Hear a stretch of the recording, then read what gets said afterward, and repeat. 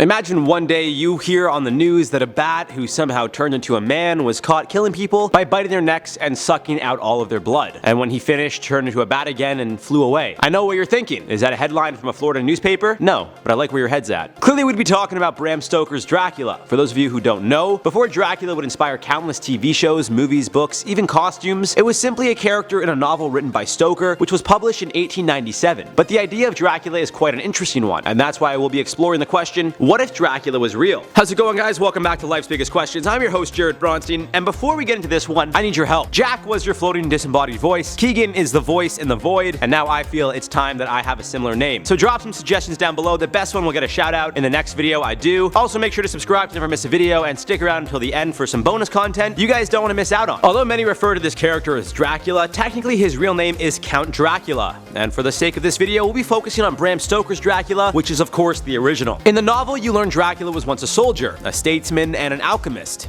He was incredibly intelligent, fearless, and all around a very well-rounded and educated man. Upon his death, however, Dracula would be buried in a great tomb, which was located in his castle, only to return as a vampire, living for several centuries. Hailing from Transylvania, but said to have Hungarian roots, Dracula is actually described as a handsome and charismatic guy who uses his charm to get what he wants. Think a James Bond type. However, don't let this guy's looks fool you, as he is incredibly dangerous and powerful. Obviously an undead of some kind, it's believed Dracula gained his abilities after making a deal with the devil. So aside from coming back from the dead, what other abilities or powers does Dracula have? A lot, actually. A lot more than just the ability to turn into a bat and suck blood. In fact, that's just the tip of the iceberg. For starters, yes, Dracula could shapeshift into a bat, but he also has the ability to shapeshift into a wolf, a large dog, as well as fog or mist. With the moonlight shining, he has the ability to travel as elemental dust. Aside from his shapeshifting ways, Dracula also has superhuman strength, which is equivalent to that of 20 men. As you may know, he doesn't cast a shadow, nor could he be seen in mirrors, and has superhuman agility as well as the ability to climb vertically. Dracula also has hypnotic, telepathic, and illusionary abilities and can control some animals such as rats, owls, bats, foxes, and wolves. Aside from this, Dracula also has the ability to manipulate weather patterns and can direct natural elements such as storms, fog, and mist. Dracula's most terrifying feature, however, is his ability to turn others into vampires by biting them. Most people know Dracula sucks the blood of his victims by biting their necks. However, doing this doesn't kill them, it simply turns them into a vampire who is now a part of Dracula's army. Those who do fall victim to Dracula will become immortal, as Dracula is, living on for centuries, adding more unsuspecting victims to the army of Dracula. Of course, human blood is the only thing Dracula and his army feed on, which makes them stronger and Dracula more youthful looking. With that being said, Dracula doesn't have the ability to heal its wounds. This is evident when a scar is visible on his face months after being hit with a shovel. Although Dracula doesn't mind feeding on men, it seems his preferred victims tend to be women. Dracula, as you could see, is incredibly powerful, but he also does have some weaknesses. At the sight of blood, Dracula will go into a trance of sorts, fueled by the need to feed. Until his needs are fulfilled, Dracula will stay in this trance. Another weakness of Dracula is sunlight. Contrary to popular belief, the sun doesn't burn Dracula's skin, nor does it kill him. Instead, it just hinders his abilities to the point that he's not able to use them at all, with the exception of shifting from his form at exactly dawn, noon, or dusk. During the day, Dracula is just a regular guy like you and I. During this time, Dracula is known to be in a death-like slumber, not able to be awoken and not moving much. In order to get such a deep rest, Dracula must either be in his coffin in Transylvania or have soil from Transylvania nearby. Dracula seems to wield the most power when he's in his earth home, his coffin, or his hell home. In regards to taking Dracula down, it seems religious symbols aren't his friend, nor is garlic. More specifically, crucifixes seem to be Dracula's kryptonite. This is most likely due to the fact that the cross is seen as the opposite of evil or the devil. In regards to garlic, it's unclear why Dracula is so repulsed by it,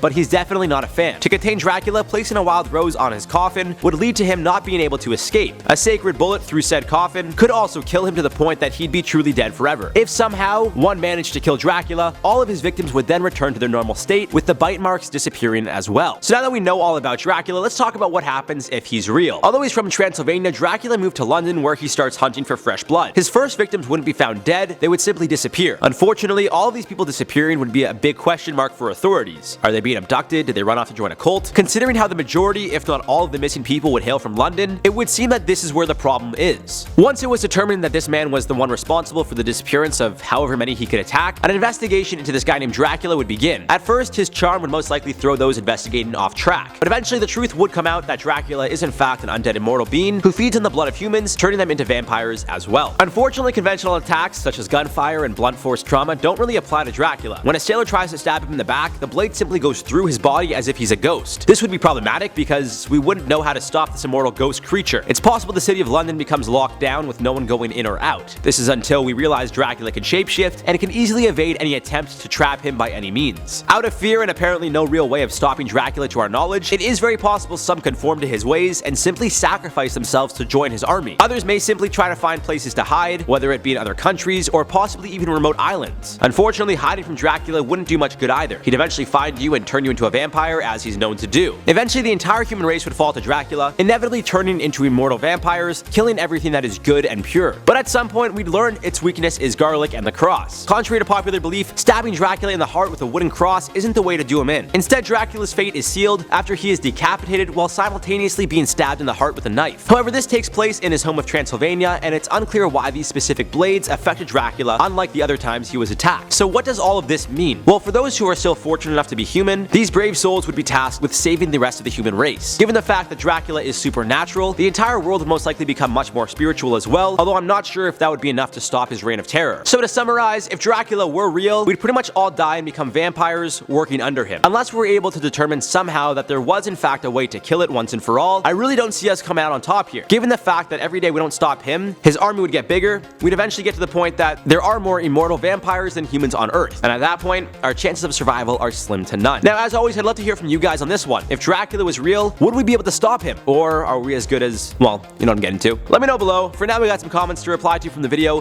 What if the Mosasaurus was alive today? Rufus Ali Prosser said, Mosasaurus versus the Megalodon, please. Well, we're already 10 steps ahead of you because we posted that video the next day, so I hope you enjoyed it. Cookie Mode said, Mosasaurus is just the plural. Mosasaurus ruled the sea. All right.